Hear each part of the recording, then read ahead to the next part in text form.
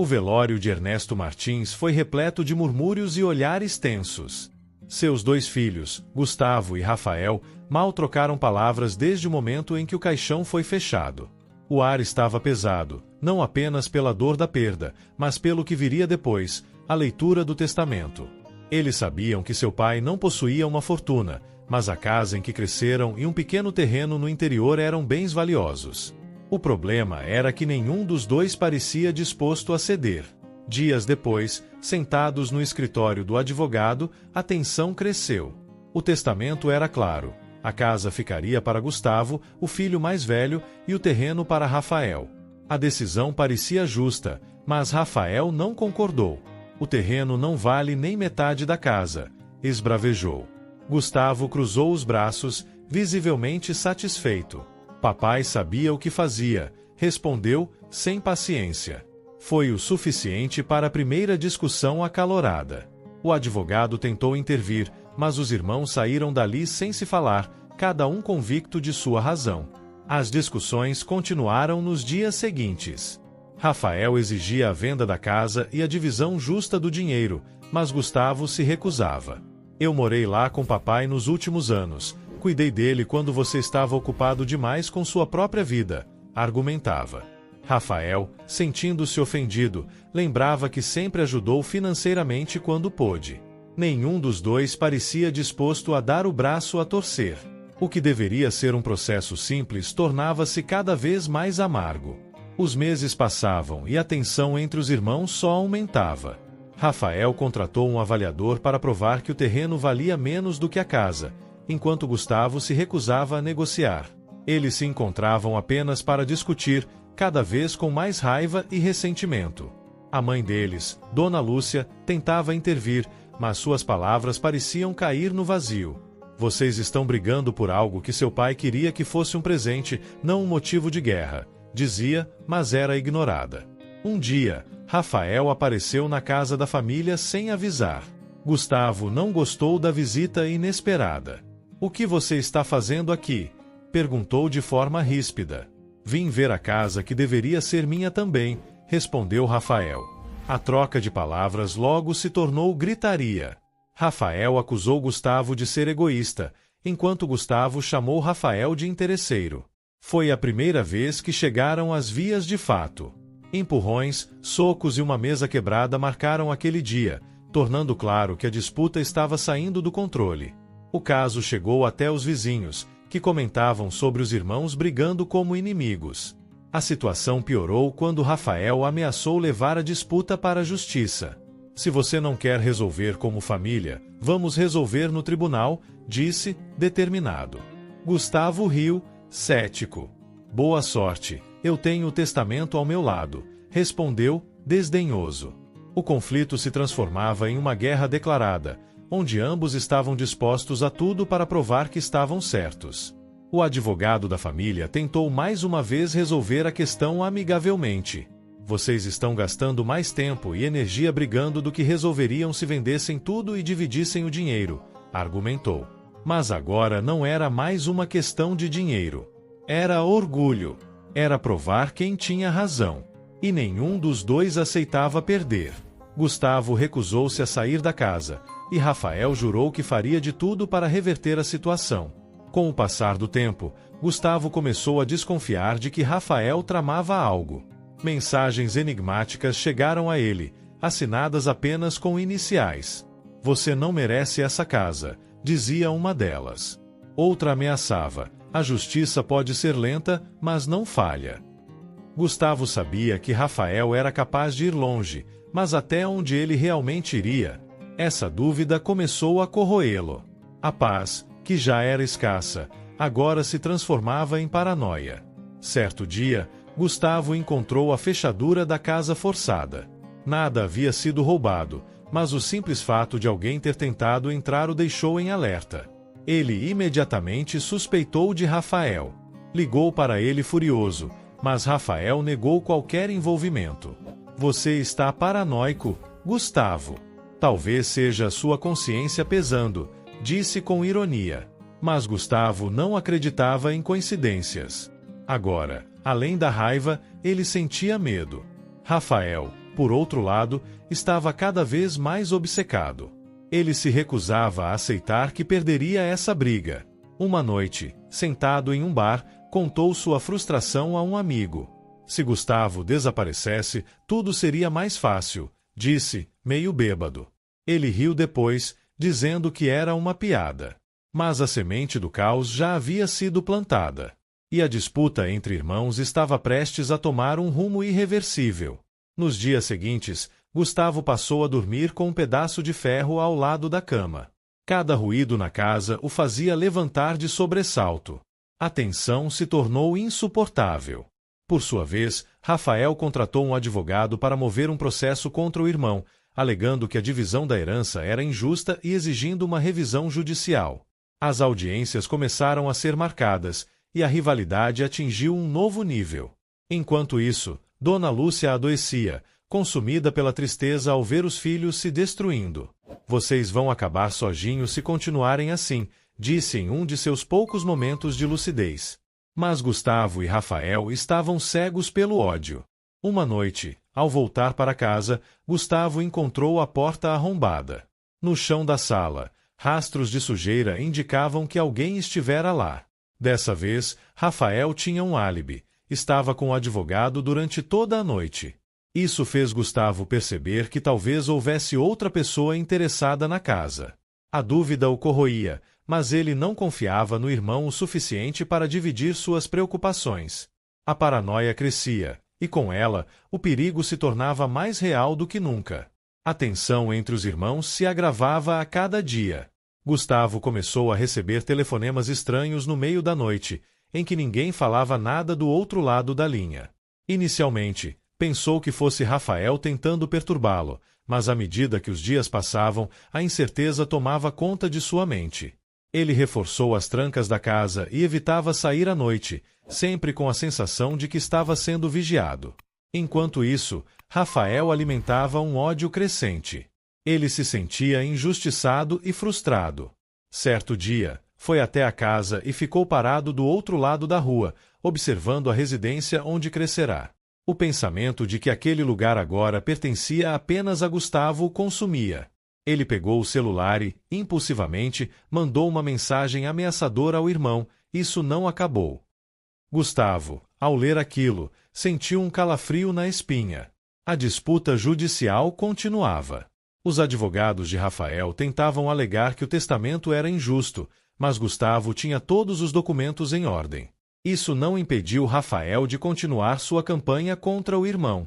Ele conversou com vizinhos, parentes distantes e até tentou convencer a mãe de que Gustavo não era merecedor da casa.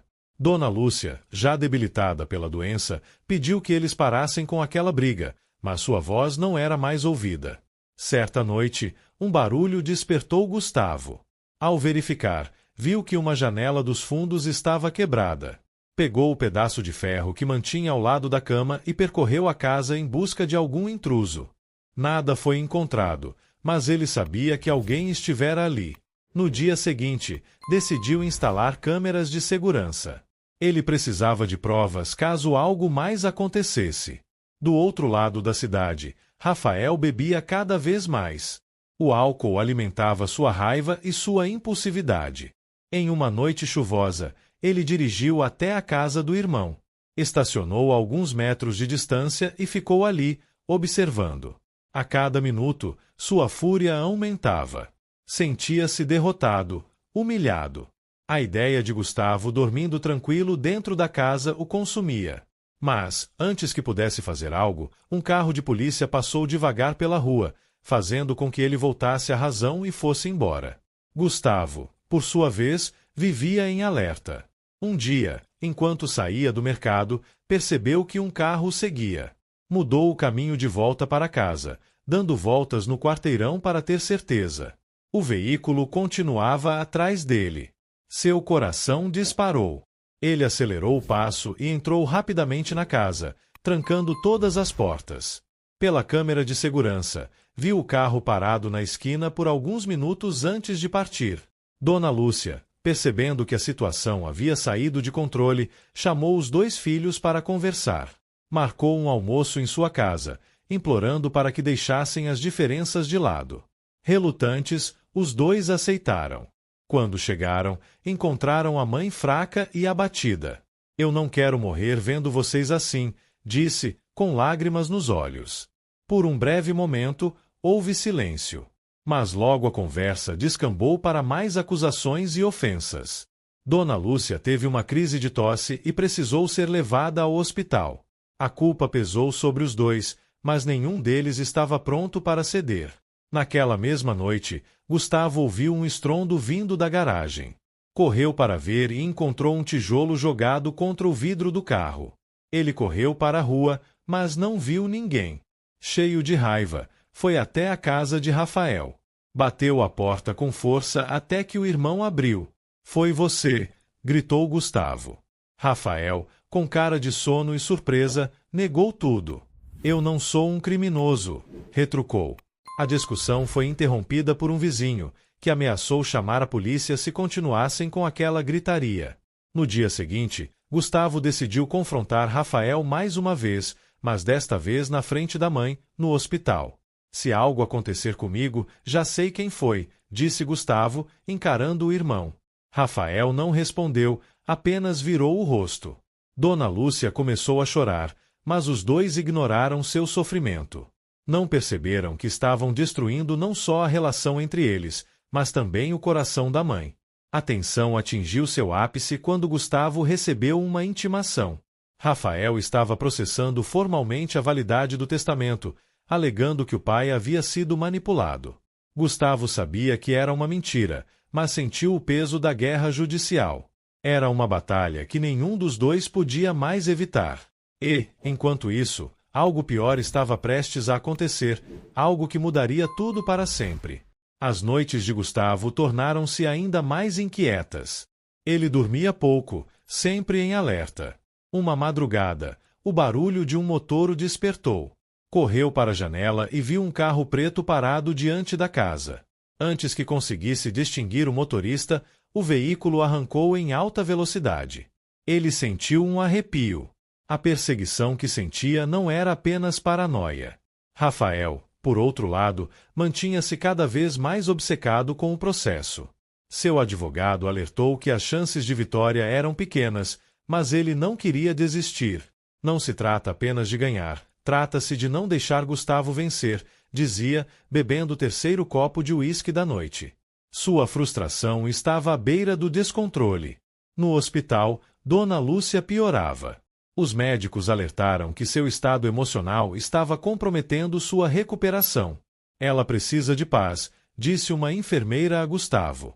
Mas paz era a última coisa que ele e Rafael estavam dispostos a oferecer. A disputa consumia ambos como um veneno. Naquela noite, Gustavo decidiu revisar as gravações da câmera de segurança. Enquanto avançava o vídeo, notou uma sombra se movendo pelo quintal. Alguém estivera lá. Seu coração disparou. Ele pausou a gravação e ampliou a imagem, mas a resolução não permitia identificar o rosto do invasor. Pegou o celular e ligou para Rafael. "Você esteve aqui ontem à noite?", perguntou, com a voz carregada de raiva. Rafael riu do outro lado da linha. "Não preciso me esconder na sua casa. Se eu quisesse fazer algo, faria na sua cara." Gustavo desligou, mas a resposta não o tranquilizou. Se não era Rafael, então quem estava tentando assustá-lo? No dia seguinte, Rafael recebeu um envelope anônimo. Dentro, havia fotos de Gustavo saindo de casa, caminhando pela cidade, conversando com o advogado. No verso de uma das imagens, uma frase curta: "Tudo tem seu preço." Ele sentiu um frio na espinha. Pela primeira vez, pensou que talvez tivessem ido longe demais. Na audiência seguinte, os dois se encontraram no tribunal. O clima era tenso. Gustavo lançou um olhar duro ao irmão, que retribuiu com a mesma intensidade. Enquanto os advogados debatiam, Rafael não conseguia tirar da cabeça o envelope que receberá. Quem estaria os vigiando? Seria Gustavo tentando intimidá-lo? Ou havia outro envolvido naquela história? Após a audiência, Rafael encontrou Gustavo no estacionamento. "Você acha que eu sou o problema, mas talvez tenha alguém pior te observando", disse, mostrando as fotos. Gustavo pegou as imagens e analisou com atenção. Pela primeira vez em meses, sentiu que o irmão não estava mentindo. Naquela noite, Gustavo trancou portas e janelas com mais cuidado. O medo já não era apenas de Rafael, mas do desconhecido que parecia se aproximar cada vez mais. No meio da madrugada, um barulho metálico ecoou pelo quintal. Pegou o pedaço de ferro ao lado da cama e desceu devagar. Quando abriu a porta dos fundos, encontrou apenas o silêncio. Mas no chão havia um envelope idêntico ao que Rafael receberá. Dentro, uma única frase: "O fim está próximo". Pela primeira vez, Gustavo sentiu que aquilo já não era apenas uma disputa entre irmãos. Algo maior estava em jogo. Mas ele ainda não sabia o que. E o tempo para descobrir estava se esgotando. Nos dias seguintes, Gustavo evitou sair de casa. Qualquer barulho fazia seu coração acelerar. Sentia-se vigiado, como se estivesse prestes a ser atacado a qualquer momento. A paranoia crescia, mas ele sabia que aquilo não era fruto de sua imaginação. Os envelopes eram reais e alguém estava brincando com eles. Rafael, por sua vez, também começava a sentir o peso da situação. Uma tarde, enquanto dirigia até o escritório do advogado, percebeu um carro seguindo, mudou de direção, acelerou, fez curvas inesperadas. O veículo manteve-se atrás por alguns quarteirões, depois desapareceu. O medo tomou conta dele. Pela primeira vez, pensou em desistir de tudo. No hospital, Dona Lúcia pediu para ver os filhos. Com a voz fraca, segurou as mãos dos dois e suplicou que parassem. "Se não for por mim, que seja por vocês. Isso vai acabar destruindo os dois." Rafael e Gustavo não disseram nada. Apenas trocaram um olhar pesado, cheios de ressentimento e desconfiança. Naquela noite, um novo envelope foi deixado na casa de Gustavo. Dessa vez, não havia apenas palavras. Dentro, encontrou uma foto da família reunida anos antes, no quintal da casa do pai. Alguém havia riscado os rostos de todos, exceto dele e de Rafael. No verso, uma nova ameaça: "Vocês não têm ideia do que começaram."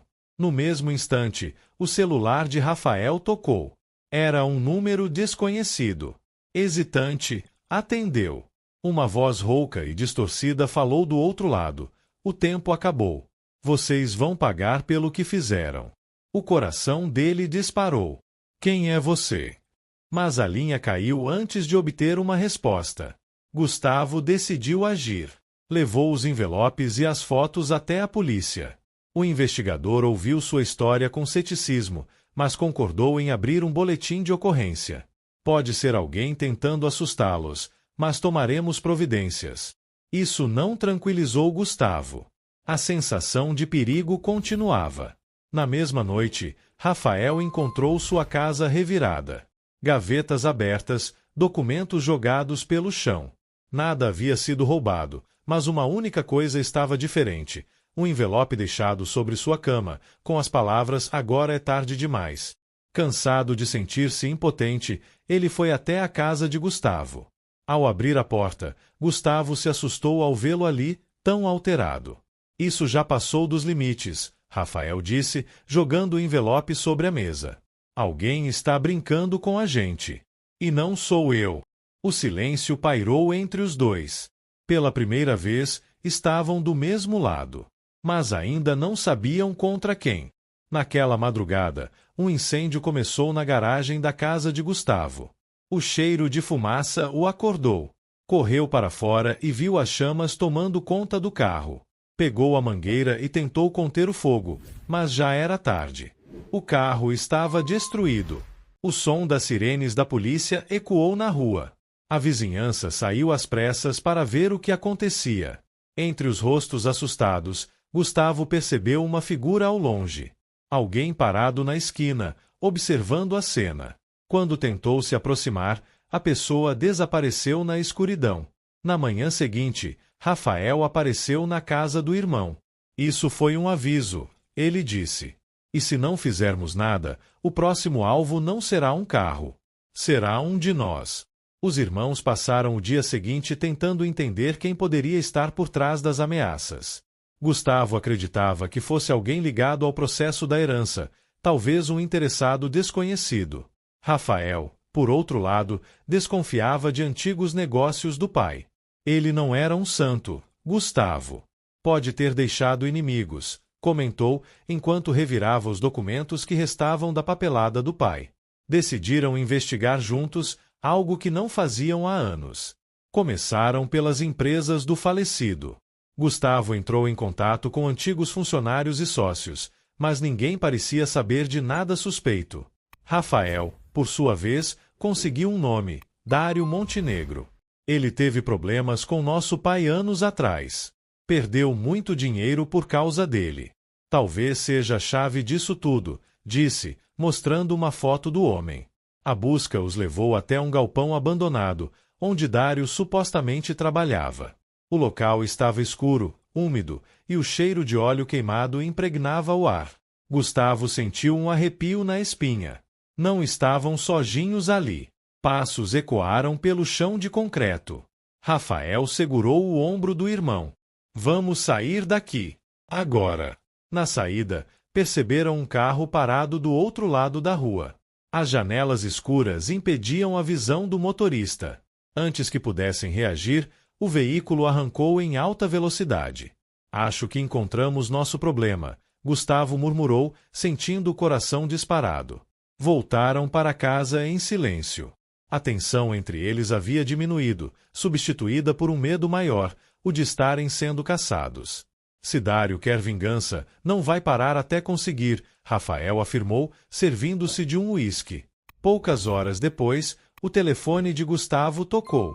Uma mensagem de número desconhecido. Vocês foram longe demais. Saiam dessa briga enquanto ainda podem. Naquela noite, Rafael decidiu ir até a casa de Dário. Precisava de respostas. Gustavo tentou impedi-lo, mas ele já estava decidido. Dirigiu por ruas desertas, os faróis cortando a escuridão. Quando chegou ao endereço, encontrou a porta entreaberta. Ao entrar, um cheiro forte de ferrugem tomou suas narinas. Sangue. No meio da sala, um corpo caído. Era Dário. Seu peito perfurado, o sangue já seco ao redor. Rafael engoliu em seco. Não fomos os únicos atrás dele, pensou. Antes que pudesse reagir, um som atrás dele o fez congelar. Alguém estava ali. Ele se virou devagar, mas não viu nada além da porta escancarada. Saiu dali o mais rápido que pôde. Voltou para casa ofegante e contou a Gustavo. Alguém o matou antes que chegássemos. E agora, provavelmente acham que fomos nós. A tensão atingiu um novo nível. Agora, não era apenas uma ameaça. Era um crime. E eles estavam bem no meio dele. Pela primeira vez, Gustavo sentiu que talvez não houvesse saída. Rafael pegou uma arma que mantinha escondida e colocou sobre a mesa. Se vierem atrás de nós, precisamos estar prontos. No dia seguinte, uma notícia tomou os jornais: empresário encontrado morto. Investigação aponta para acerto de contas. O nome deles ainda não estava envolvido, mas sabiam que era questão de tempo. E, pior do que isso, o verdadeiro assassino ainda estava à solta, observando, aguardando o próximo passo. Aquela guerra já não era mais apenas sobre a herança. Agora, era sobre sobrevivência. Os dias seguintes foram um inferno. Gustavo e Rafael evitaram sair de casa, mas sabiam que não podiam ficar escondidos para sempre. A notícia do assassinato de Dário estava em todos os jornais, e a polícia logo começaria a fazer perguntas. Precisavam descobrir quem estava por trás daquilo antes que fossem os próximos alvos. Gustavo decidiu procurar o advogado da família para saber se existia algo nos documentos do pai que pudesse explicar a perseguição. Ao chegar ao escritório, foi recebido com olhares desconfiados. O advogado o conduziu para uma sala reservada e entregou um envelope lacrado. Isso foi deixado aqui há 2 dias, sem remetente. Acredito que seja para vocês. Ao abrir, encontrou uma cópia de um contrato antigo. O nome de Dário Montenegro aparecia como um dos assinantes, mas o que chamou a atenção foi a cláusula final, uma dívida milionária que nunca havia sido quitada. Nosso pai devia dinheiro para ele, murmurou Gustavo, sentindo um peso no peito. Enquanto isso, Rafael decidiu voltar à casa de Dário, mesmo sabendo do risco. Queria procurar por pistas que a polícia pudesse ter deixado para trás. Vasculhando gavetas e arquivos, encontrou um celular escondido dentro de um cofre. A tela estava rachada, mas ainda funcionava. No registro de chamadas, uma ligação recente para um número desconhecido. Ele anotou e saiu dali antes que fosse visto. Quando se encontraram naquela noite, Gustavo mostrou o contrato e Rafael revelou o que havia encontrado. Se nosso pai devia dinheiro a Dário, talvez ele tenha tentado cobrar antes de ser morto.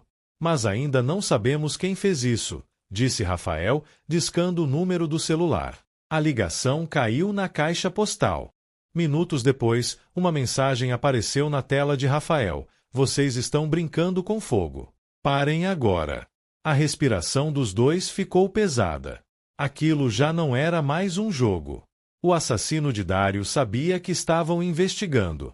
No dia seguinte, um detetive apareceu na casa de Gustavo. Vocês conheciam Dário Montenegro? A pergunta veio fria, direta. Rafael tentou manter a calma. Já ouvimos falar dele, mas não éramos próximos. O detetive os observou com um olhar desconfiado. Estranho. Por que encontramos registros de chamadas entre vocês e ele nos últimos dias? Se souberem de algo, sugiro que falem agora. Assim que o detetive saiu, Gustavo bateu a porta com força. Estamos sendo encurralados. Precisamos descobrir quem está por trás disso antes que sejamos acusados. Decidiram procurar outro antigo sócio do pai, um homem chamado Henrique Vasconcelos. Encontraram-no em um bar de bairro, sozinho, bebendo uísque. Quando se sentaram à sua mesa, ele riu. Sabia que vocês viriam. Seu pai fez muitos inimigos. Alguns deles não esquecem. Henrique contou que, anos atrás, Dário e seu pai estavam envolvidos em negócios obscuros. Um golpe mal executado prejudicou várias pessoas, incluindo um grupo perigoso. Se estão recebendo ameaças, não é por acaso. O passado do seu pai voltou para cobrar. E agora vocês estão no caminho. Naquela noite, ao voltarem para casa, encontraram a porta arrombada. Alguém havia entrado. A sala estava revirada, os móveis destruídos.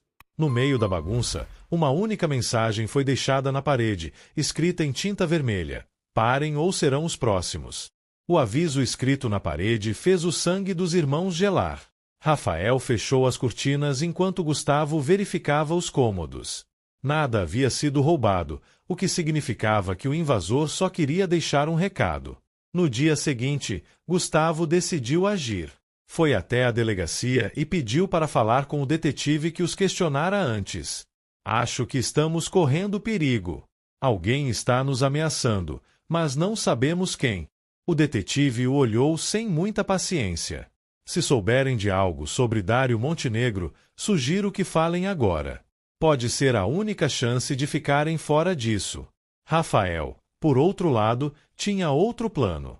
Ligou para o número desconhecido que encontrara no celular de Dário, mas ninguém atendeu. Horas depois, recebeu uma mensagem. Encontro hoje à meia-noite. Galpão no centro. Venha sozinho. Ele não contou a Gustavo. Pegou sua arma e foi. O galpão estava escuro e silencioso. Passos ecoaram atrás dele, e uma voz grave soou no ar. Você é corajoso, garoto. Mas mexeu onde não devia. Antes que pudesse reagir, sentiu um golpe forte na cabeça e tudo ficou escuro. Gustavo estranhou a demora do irmão. Ligou várias vezes, sem resposta. Começou a sentir um aperto no peito. Então, uma nova mensagem apareceu na tela de seu celular. Se quiser vê-lo vivo, pare agora. Desesperado, Gustavo procurou Henrique Vasconcelos. Eles pegaram Rafael. Eu preciso de ajuda. Henrique suspirou e tomou um gole do seu uísque. Eu avisei, garoto. Mas talvez ainda tenha uma saída. Há um homem que pode te ajudar. Ele sabe muito mais do que eu. O nome era Samuel Costa. um investigador aposentado que já lidara com casos envolvendo seu pai. Gustavo o encontrou em uma pequena casa afastada da cidade. Sei quem você é, sei o que seu pai fez. Mas me diga, por que acha que posso ajudar? Gustavo explicou tudo. Samuel ouviu em silêncio e então disse: se seu irmão foi levado, significa que eles querem algo que ele tem. Ou acham que ele sabe de algo. Precisamos descobrir o que é antes que seja tarde. Enquanto isso, Rafael acordou em um quarto escuro, mãos amarradas. Uma silhueta se aproximou. Você realmente não sabe no que se meteu, não é? Seu pai nos enganou. E agora vocês vão pagar o preço. Gustavo e Samuel traçaram um plano. Conseguiram rastrear a última localização do celular de Rafael. Era um galpão afastado, na zona industrial. Se for uma armadilha, estamos ferrados, Gustavo disse, engolindo seco. Então vamos preparados, Samuel respondeu, pegando uma arma. Chegando lá, avistaram 2 homens armados do lado de fora. Precisavam ser rápidos. Enquanto Samuel distraía a segurança, Gustavo entrou pela lateral. Encontrou Rafael amarrado e machucado. Aguenta firme, mano. Vamos sair daqui. Quando estavam quase saindo, um tiro ecoou. O coração de Gustavo disparou. Samuel havia sido descoberto. E agora estavam encurralados. O aviso escrito na parede fez o sangue dos irmãos gelar. Rafael fechou as cortinas enquanto Gustavo verificava os cômodos. Nada havia sido roubado, o que significava que o invasor só queria deixar um recado. No dia seguinte, Gustavo decidiu agir. Foi até a delegacia e pediu para falar com o detetive que os questionara antes. Acho que estamos correndo perigo. Alguém está nos ameaçando, mas não sabemos quem. O detetive o olhou sem muita paciência. Se souberem de algo sobre Dário Montenegro, sugiro que falem agora. Pode ser a única chance de ficarem fora disso. Rafael, por outro lado, tinha outro plano.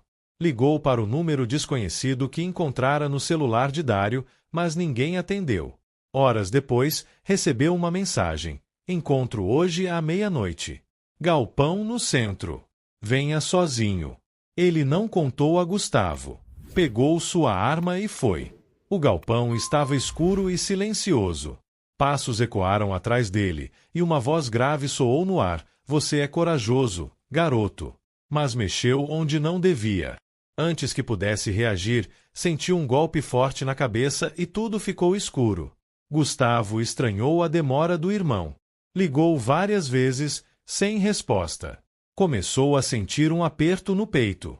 Então, uma nova mensagem apareceu na tela de seu celular. Se quiser vê-lo vivo, pare agora.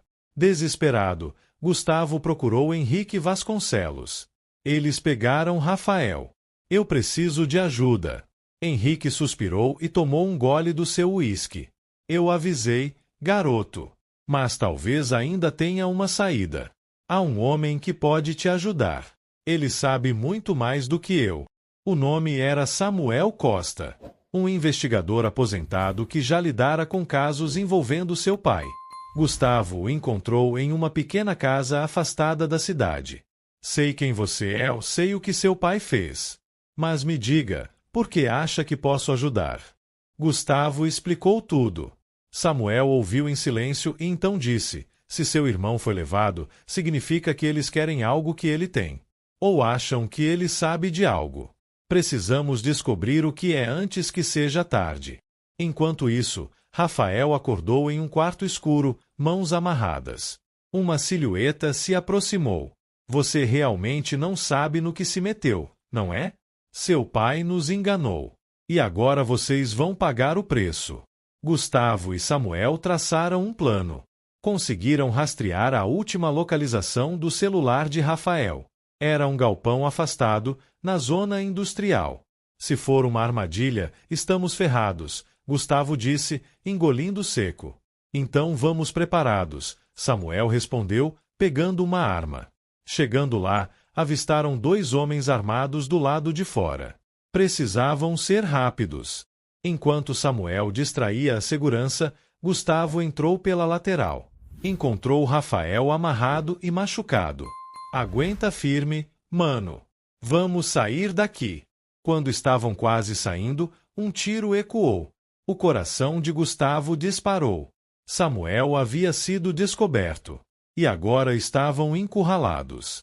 Gustavo segurou Rafael pelos braços e o ajudou a se levantar. Precisavam agir rápido.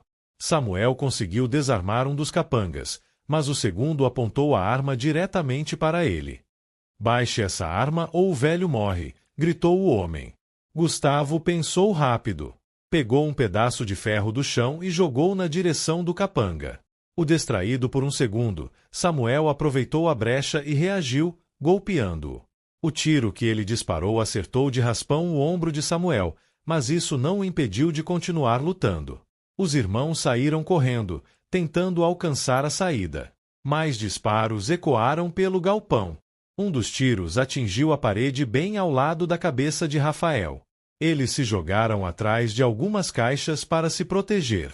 Samuel, ferido, se arrastou até eles. Temos que sair agora.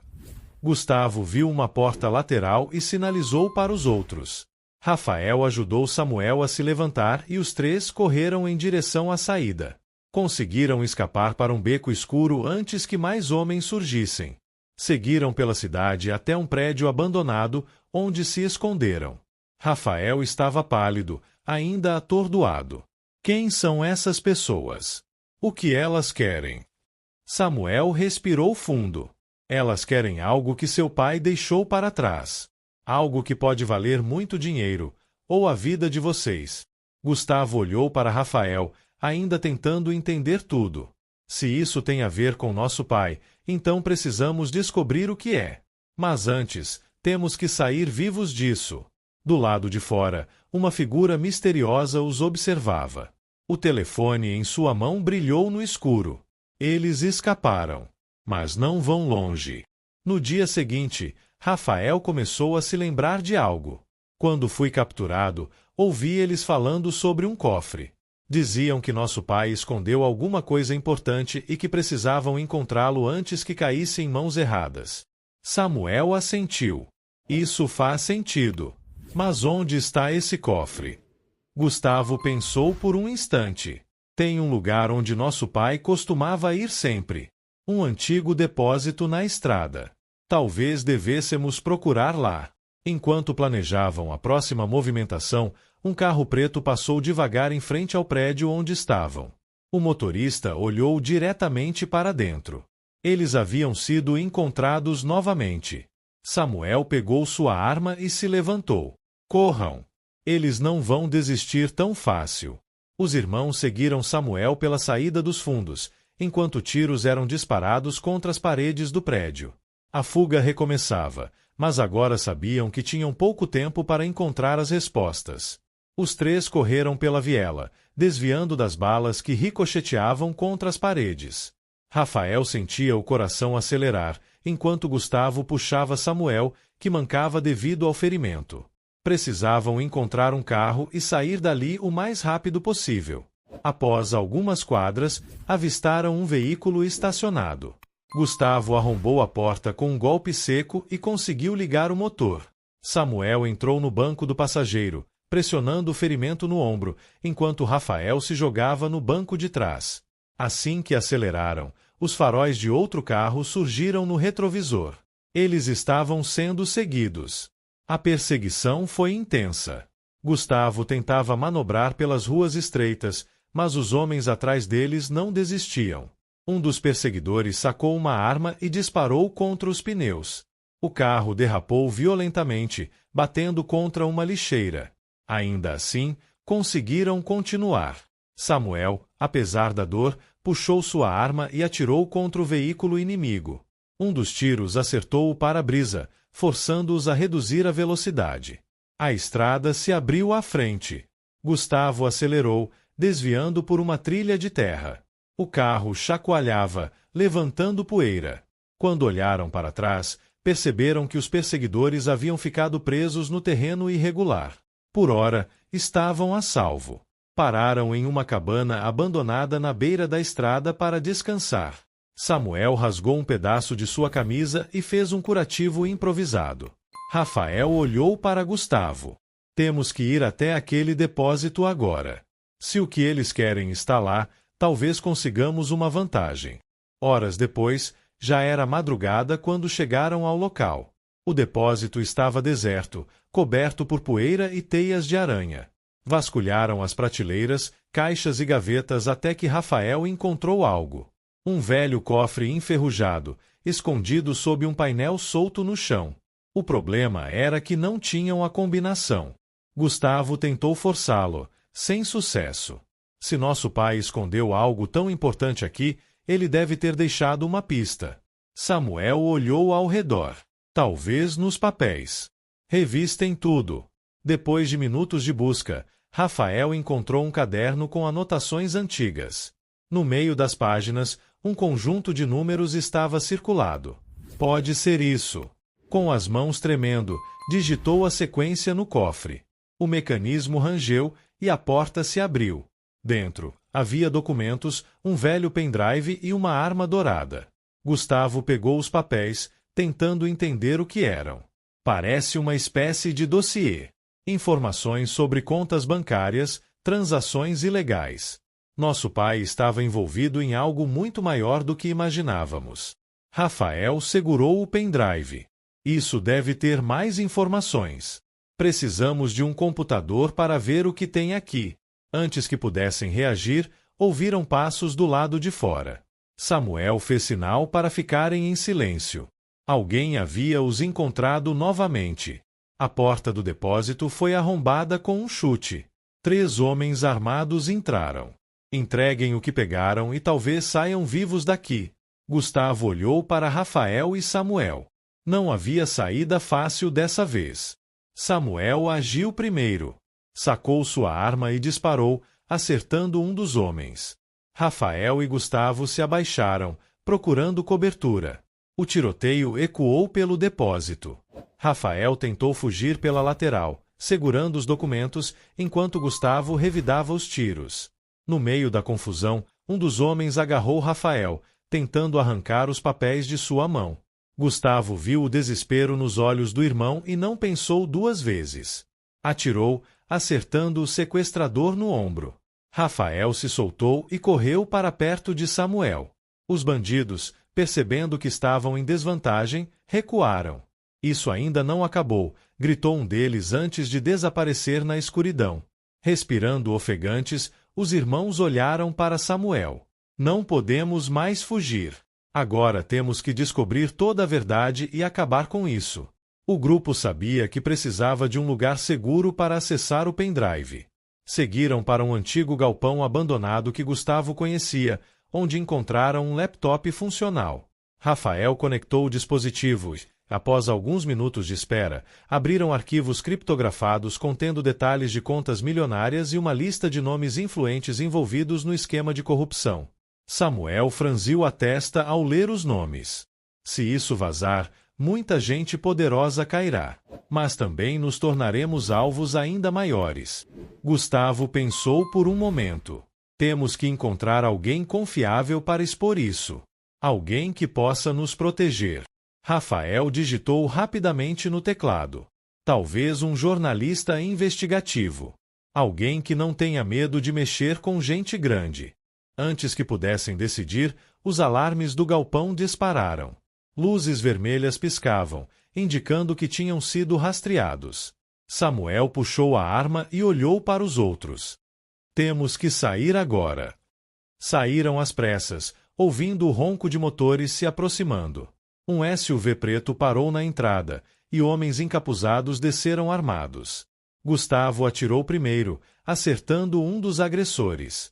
Rafael e Samuel correram em direções opostas para evitar serem cercados. No meio do caos, Rafael conseguiu chegar a um beco, segurando o laptop com os arquivos. Ouviu gritos ao longe, tiros ecoando pela cidade silenciosa. Seu coração batia descontrolado. Ele precisava se reencontrar com os irmãos. Samuel, ferido, tentou se esconder em uma construção inacabada, mas foi surpreendido por um dos perseguidores. O homem apontou a arma para ele e sorriu. Acabou para você. Antes que o disparo fosse feito, um tiro veio do alto. Gustavo, posicionado no terraço do galpão, acertou o atirador, salvando Samuel no último instante. Com dificuldade, o grupo conseguiu se reunir novamente e fugir dali. Mas sabiam que estavam encurralados. Precisavam agir rápido antes que seus inimigos os encontrassem novamente. A única chance era expor tudo antes que fosse tarde demais. Gustavo dirigiu sem destino, tentando encontrar um local seguro. O ar dentro do carro era pesado. Samuel estava pálido devido à perda de sangue. Rafael segurava o laptop com força e todos sabiam que estavam no limite. Tinham as provas, mas a que custo? Chegaram a um motel afastado, onde se esconderam por algumas horas. Gustavo reforçou a porta do quarto enquanto Rafael verificava o conteúdo do pendrive. Encontraram transações ilícitas ligadas a políticos e empresários influentes. O nome do pai deles aparecia em várias delas, mas havia também um detalhe perturbador: o envolvimento de pessoas ainda mais perigosas do que imaginavam. Samuel acordou sobressaltado. Temos que nos livrar disso. O que quer que nosso pai tenha feito, agora estamos pagando o preço. Gustavo negou com a cabeça. Se desistirmos agora, tudo terá sido em vão. Precisamos entregar essas provas para alguém que possa expor a verdade. Rafael, hesitante, sugeriu um nome. Um jornalista de renome, conhecido por derrubar figuras corruptas. Ele havia investigado casos semelhantes antes. Decidiram que era a melhor opção. A viagem até a cidade do jornalista foi tensa. Mudaram de carro 2 vezes para evitar serem rastreados. Quando finalmente chegaram ao ponto de encontro, um café discreto no centro, Rafael entrou sozinho. Sentou-se no fundo e esperou. O jornalista chegou, olhando ao redor antes de se sentar. Rafael passou o pendrive para ele. Isso vai mudar tudo. Mas precisamos de segurança. O homem assentiu. Se o que você diz é verdade, isso precisa ir para o público o quanto antes. Mas saibam que, assim que essa história for divulgada, não haverá mais volta. Enquanto isso, do lado de fora, Gustavo e Samuel notaram um carro suspeito parado na esquina. Homens desceram, armados. Não tinham muito tempo. Rafael percebeu o perigo tarde demais. O jornalista pegou o pendrive e se levantou rapidamente. Saiam daqui agora. Vou garantir que isso seja publicado. Os 3 irmãos correram para o carro, acelerando antes que os homens pudessem alcançá-los. O rádio logo começou a transmitir a notícia. Documentos vazados revelam escândalo de corrupção envolvendo empresários e políticos influentes. Investigações já foram iniciadas. A vitória veio com um preço. Eles agora eram alvos definitivos. Precisavam desaparecer. Samuel, ainda ferido, sugeriu fugir do país. Gustavo e Rafael concordaram. A única maneira de sobreviver era recomeçar em algum lugar onde ninguém os conhecesse. Horas depois, compraram identidades falsas e embarcaram no primeiro voo disponível para longe dali. Olharam pela janela do avião enquanto a cidade ficava para trás. Sabiam que nunca poderiam voltar. Mas, pelo menos, tinham feito justiça.